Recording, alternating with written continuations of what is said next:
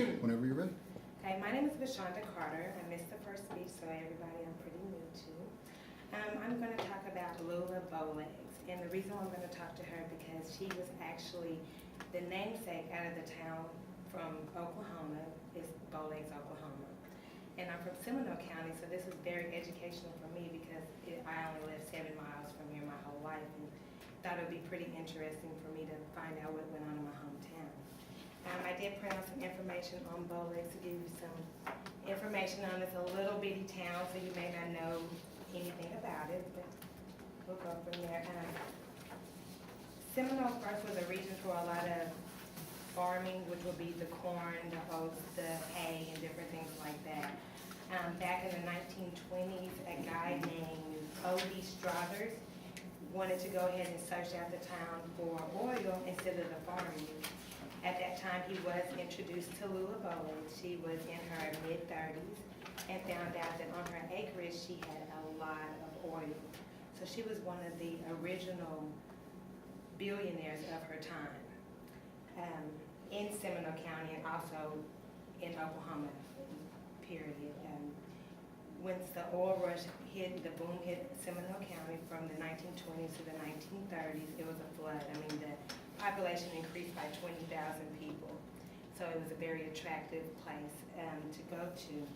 At that time, Lula Bowlegs, one of her wells produced 10,000 barrels of oil at one time. So she became very wealthy and was actually one of the wealthiest female residents of her time. She became very well known in 1962. No, 1926, I do apologize.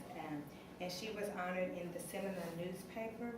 And I was actually able to go and print off a picture of her, of, you know, how she, this is the actual photo of her in the newspaper, and how she dressed and how she lived. Even though she was a wealthy person, it seemed like she was still pretty modest on the items that she wore and how she carried herself. Even though that the oil boom was very big in Seminole County from the 1930s to the 1940s, they really recognized her and honored her and named the town of Bowlegs, Oklahoma, after her. So she's one of the very few female women that has a town that's, you know, named after her. Even till the 1960s, her family was still able to receive the oil commission checks from her. So that was a long span for 40 years because a lot of the oil rigs at that time had dried up, so there wasn't a lot of oil still available there. So she had it where they wasn't pumping as much to give it a longer lifespan. Also during that time, Lula Bowlegs was also Creek Nation Indian. So she went to go receive her Dawes number.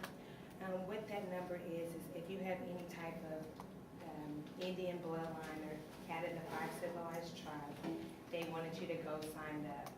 So whenever she went and signed up, she was very accurate and, I would like to say, you know, motivated to go. She was the 64th person on the roll, and at this time the roll has over 1 million people on it to date. So that was very good for her to do that, especially at the age of 19, for her to take that initiative to do so.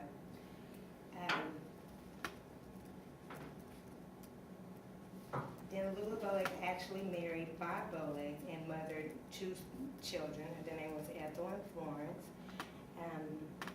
After having the 2 children, she had 5 grandchildren. One of her grandchildren actually was my grandfather, and his name is Willie Bob Carter. And he was the only grandson that she had at that time. So, I mean, the family for me, it was a generational thing. So it was very knowledgeable for me to research her because I had no idea that the town that I lived in that was 7 miles away was named after my great-great-grandmother. I'm the 5th generation and I have children, so that's 6 generational span.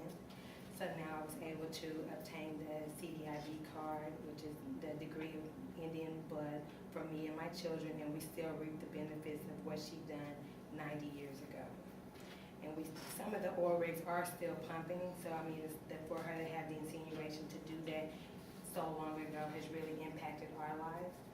And I just wanted to, let everybody know, because this was new for me, and I was thinking, who can I do a report over? I was gonna do Oprah Winfrey, but I thought I better not.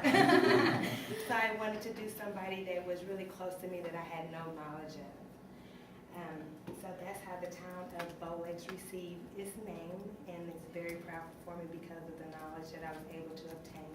So I do encourage everyone to know your background and to know, your actual roots and where you came from, because you may be able to impact someone later, and to speak to your children and everything about what happened from generation to generation.